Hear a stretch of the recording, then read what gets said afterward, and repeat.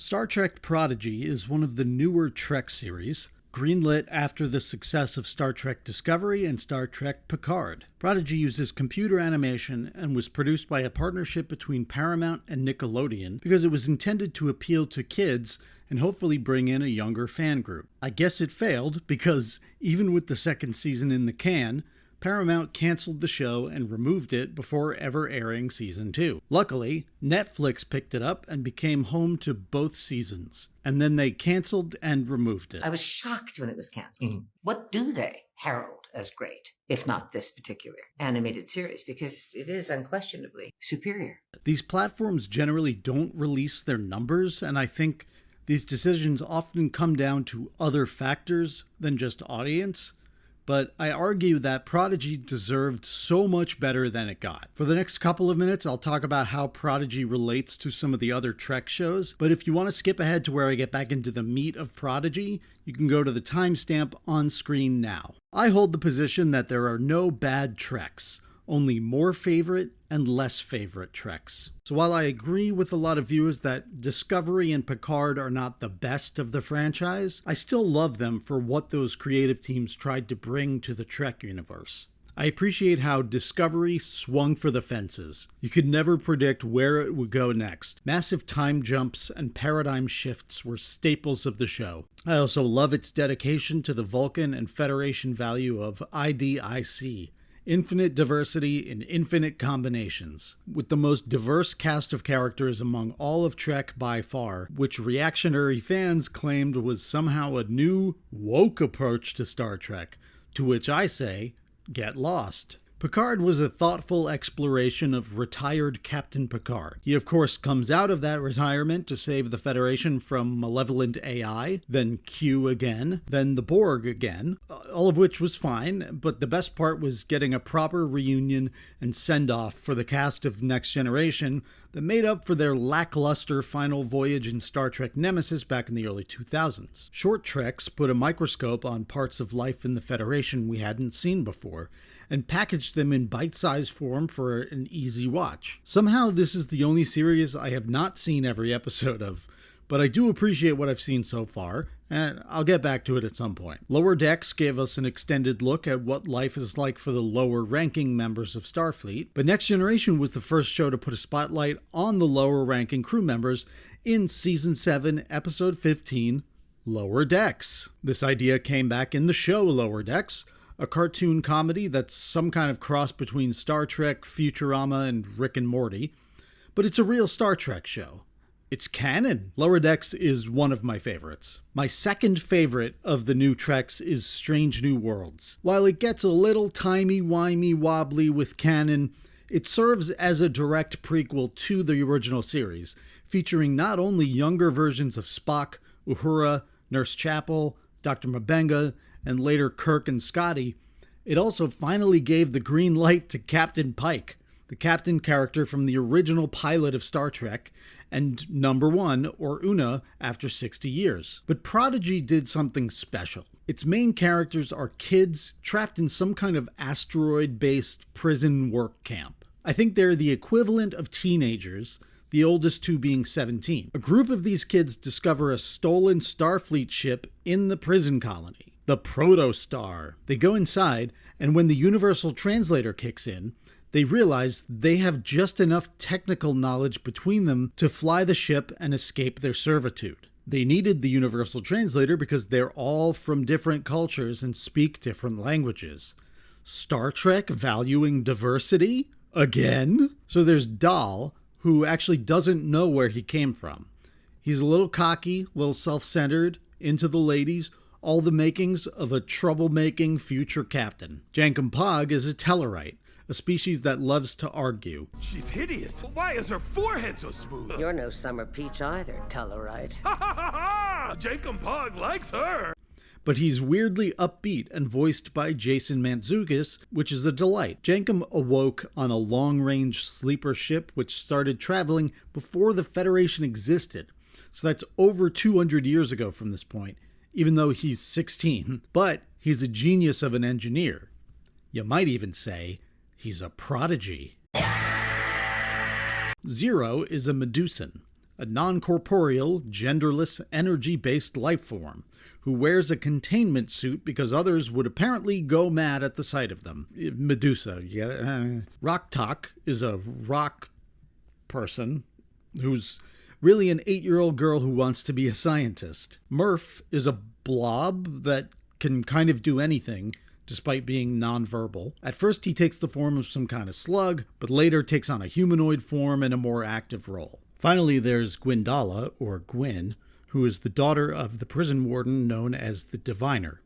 She ends up on the ship by mistake at first, and they treat her as a prisoner for standing by quietly during their oppression. So many years you watched them take us, how they treated us. Why didn't you stop them? My father told me. I thought you were criminals. We're not criminals. The only crime we ever committed was getting caught. Eventually, she joins them to get away from her evil dad. On board the Protostar, they discover a helpful companion, a hologrammed Captain Janeway built into the ship as a navigator. She appears as, and comes with all the wisdom of, Janeway as we knew her in Star Trek Voyager. That's right, I buried the lead for Voyager fans. Voyager gets some smoke from Trekkies sometimes, but I love it.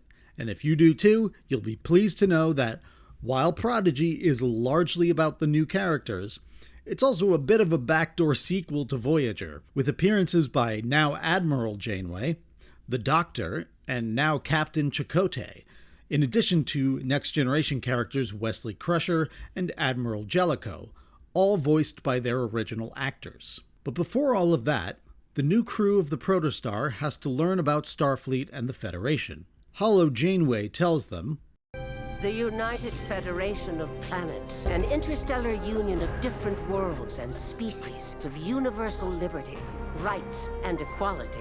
That sounds nice. Starfleet is the Federation's representatives for deep space exploration, on a mission to maintain peace and freedom, to boldly go where no one has gone before." I like to boldly go. Dahl lies and tells Janeway that they're Starfleet cadets, so she begins their training. This is Janeway. She helps people in need. She even risked stranding her crew in the Delta Quadrant for 75 years by destroying the array because she refused to abandon the Ocampans. Janeway leaves no one behind, except Tuvix, and her lizard babies from when Tom Paris went Warp 10 and broke spacetime. But other than that, Janeway leaves no one behind. To complicate things, it turns out the Diviner built a super weapon into the ship designed to destroy the Federation, but the kids also know the Federation might be their best help in deactivating it. This adds to the stakes without falling too far into the world-ending threat trope. Now again, while there are no bad Treks, I think the writing in Discovery and Picard had some weak points. Some lazy storytelling, and oh my god did they get corny, cheesy even, and dare I say, positively schmaltzy. I love Lower Decks and Strange New Worlds, but they rely heavily on nostalgia. While Prodigy does bring back some beloved characters, it always serves the story. Every single frame of this show, everything that you see on screen, matters. The storytelling is skillful and clear. There's a beginning, middle, and end of each scene, episode, season, and the series overall. You're invested in every character's journey, and they all pay off. I won't spoil too much, but Rock becomes a true science officer.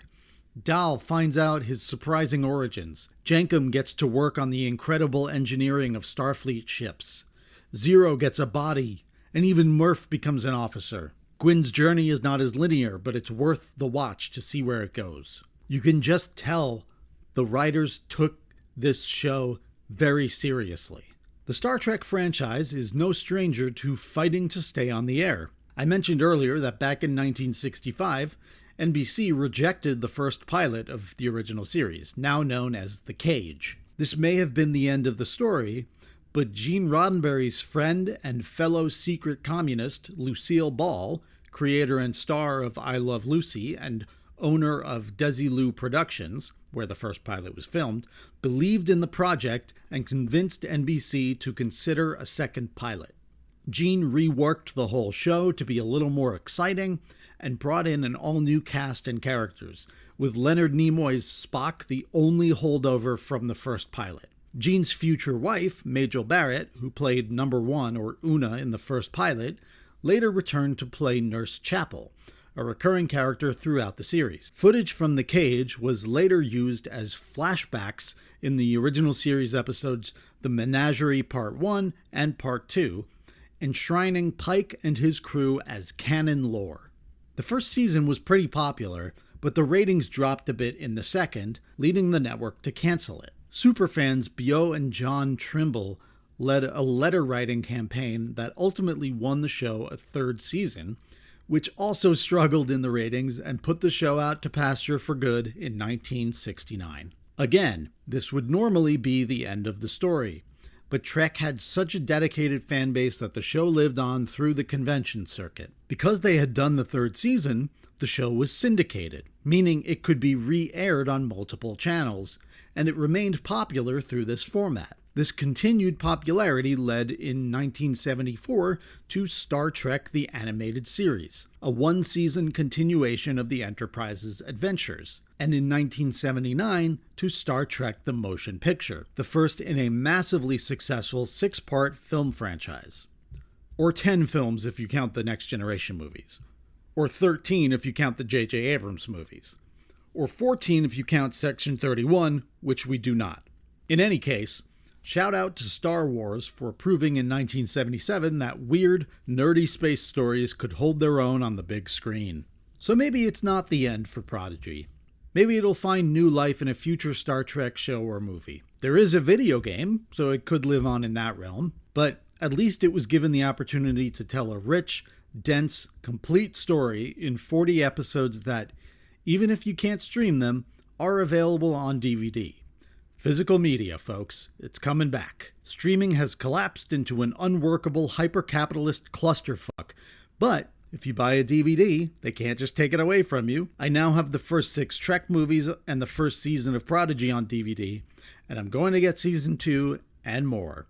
Paramount can pry Star Trek from my cold, dead hands. So, in conclusion, Prodigy is the best Trek. It is criminally overlooked, and I highly recommend checking it out, whether or not you're a Star Trek fan. Because even if you're not, I think it could bring you in. It's that good. Thanks for watching. Please like, comment, and subscribe. And if you can, help us out on Patreon or with a one-time donation at Buy Me a Coffee. See you next time. Bye now.